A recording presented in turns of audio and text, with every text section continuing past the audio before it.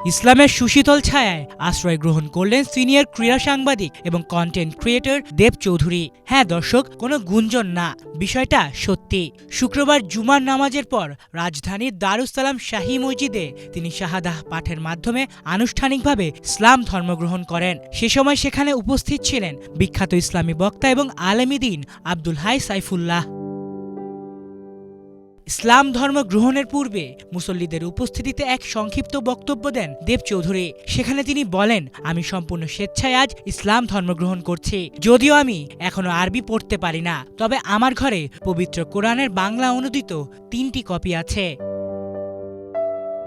শাহাদাহ পাঠের পর মসজিদে উপস্থিত মুসল্লিদের উষ্ণ অভ্যর্থনায় সিক্ত হন দেব চৌধুরী। অনেকেই তাকে আলিঙ্গন করেন এবং শুভেচ্ছা জানিয়ে ফুল ও পোশাক উপহার দেন। জনপ্রিয় এই ক্রীড়া সাংবাদিকের ইসলাম ধর্ম গ্রহণের পর খবর সামাজিক যোগাযোগ মাধ্যমে ছড়িয়ে পড়ে। এরপর থেকে নেটিজেনদেরও ভালোবাসায় সিক্ত হচ্ছেন তিনি। এক ভক্ত লিখেছেন, আল্লাহ তাকে হেদায়েত দান করুক, আমিন। আরেকজন লিখেছেন, শান্তির ধর্মে স্বাগতম।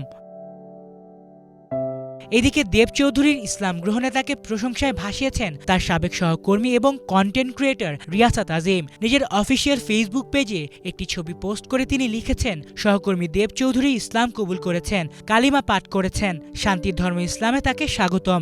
আল্লাহ তাকে সঠিক বুঝ যেভাবে দিয়েছেন, সঠিক পথটাও যেন তার জন্য উন্মুক্ত করে দেন। তার মুখ দিয়ে কালিমা বের হয়েছে, অন্তরে বিশ্বাস করেছেন, আল্লাহ এর উসিলায় আমার ভাইকে আপনি আগের সব গুনাহ মাফ করে রাসূল সাল্লাল্লাহু আলাইহি ওয়াসাল্লামের উম্মত হিসেবে কবুল করেন। আমার ভাই জানিয়েছেন, তিনি ইসলাম কবুল করার আগেই তার বাসায় 3টা বাংলা ট্রান্সলেটেড কোরআন আছে। তার মানে তিনি আগে থেকেই ইসলাম সম্পর্কে অবগত। ইয়া আল্লাহ, আমার ভাইকে আপনি সত্যিকারের ঈমানদার হিসেবে কবুল করুন, আমিন। এদিকে সাবেক ওপেনার শাহরিয়ার নাফিসও অভিনন্দন জানিয়েছেন এই সিনিয়র সাংবাদিককে।